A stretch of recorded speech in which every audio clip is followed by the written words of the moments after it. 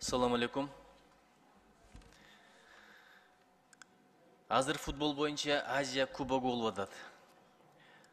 Кыргызстандын Акшумкарлар ойногондо биздин стадиондо абдан көп адамдар барып көрөт. Стадиондун өзүндө миңдеген адамдар көрсө, сыналгы аркылуу 10 миң деген, 100 миң деген кишилер көрүп атат. Бирок ошол оюн жүрүп атканда букмекерлик кеңсе деп коет. Кумар оюндарын уюштурган бир компания бар, кеңсе бар. Ошону жарнамалап атат да. Биздин реклама боюнча мыйзамыбыз бар. Ошол жерде арам жол менен акча тапкан кумар ойноткондорду рекламалаганга, жарнамалаганга тыюу салынат. Орусчасы запрещена деп эле турат. Кыргызчасы тыюу салынат деп эле. Балким бул мыйзамды билбестиктен болушу мүмкүн, бирок мыйзамды билбестик жоопкерчиликтен куткарбайт. Улуттук телеканалдын жетекчилиги мыкты инсандар, бирок ушуну бир көзөмөлгө алып коюңуздар. Анткени мыйзамда бузулуп атат, анан жаман нерсеге чакыруу катарында болуп калып атат да. Эми рекламасы укмуш, аларда каражат көп да. Экинчиси, ошол эле оюн жүрүп атканда энергетикалык суусундук дагы жарнама болуп атат да.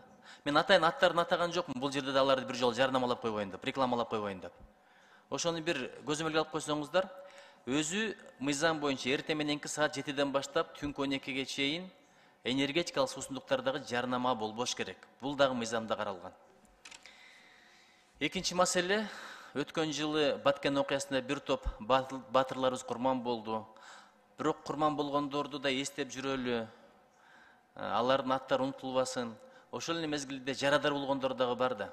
Жарадал болгондорго убагында бир жол берүүчү жардам берилди, бир-эки жолу бир чоң суммалар берилди окшойт.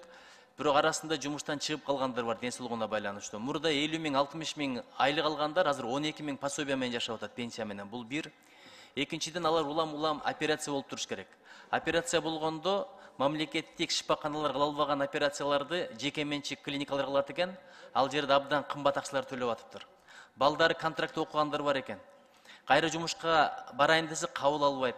Ошолорду бир кайрадан жумушка орноштуруппу, бир жагынан жардам берип көзөмөлдөп турбасак, алар да абдан кыйналып атыптыр. Мага кайрылышты эле ушуга өзгөчө көңүл бөлүп койсоңуз. Анткени ошол күндөрү көрдүк. Азыр аларды унуткан менен адам унутчак болот экен тилекке каршы.